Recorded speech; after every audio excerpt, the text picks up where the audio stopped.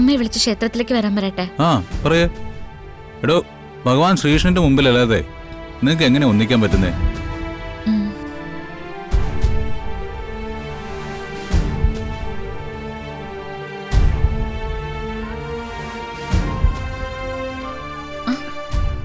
Phone switch ഓഫാ. ആ അതിനെന്താ, അമൃതയോടെ തന്നെ വിളിച്ചാ പോരെ?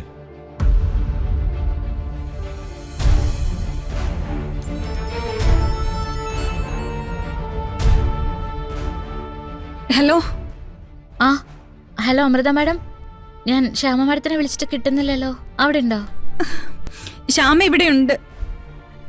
ഞാൻ നിങ്ങൾ അങ്ങോട്ട് വിളിക്കാൻ തുടങ്ങുമായിരുന്നു. വരുൺ എവിടെയാ മോളെ? വരൺ എൻ്റെ അടുത്തുണ്ട്.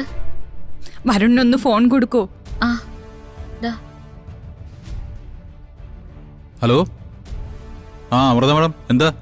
വരുൺ, എനിക്ക് ശ്യാമയുടെ പെരുമാറ്റത്തിൽ എന്തൊക്കെയോ സംശയം തോന്നുന്നുണ്ട്. എന്താ?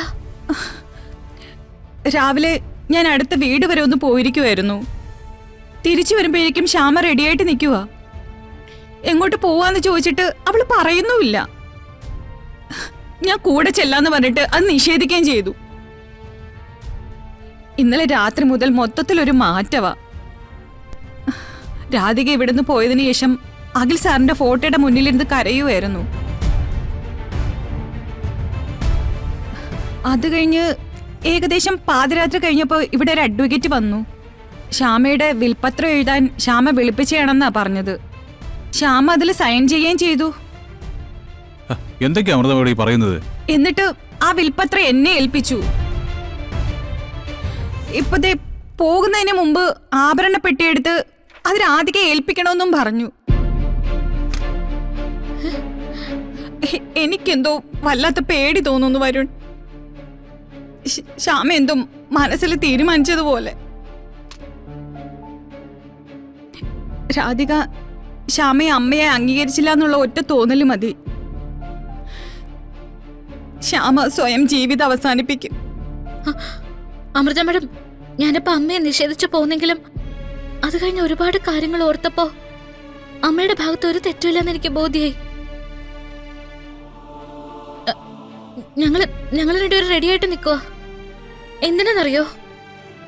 കൃഷ്ണക്ഷേത്രത്തിലേക്ക് അമ്മയെ വിളിപ്പിച്ച് അവിടെ വെച്ച് എന്റെ അമ്മയായതില് എനിക്ക് അഭിമാനം മാത്രമേ ഉള്ളൂ എന്ന് പറയാം.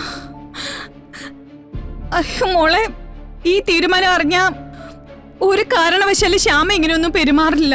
അമൃത മാഡം, അതെ, എത്രയും പെട്ടെന്ന് ഫോൺ ശ്യാമ മാഡത്തിന്റെ കയ്യിൽ കൊടുക്ക്.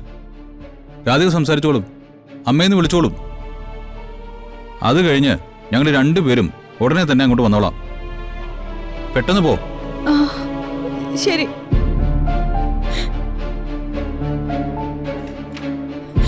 ശ്യാമേ, ശ്യാമേ,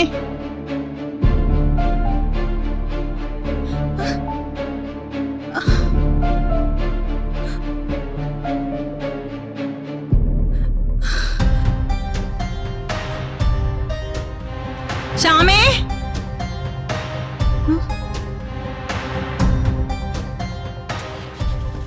ശ്യാമേ.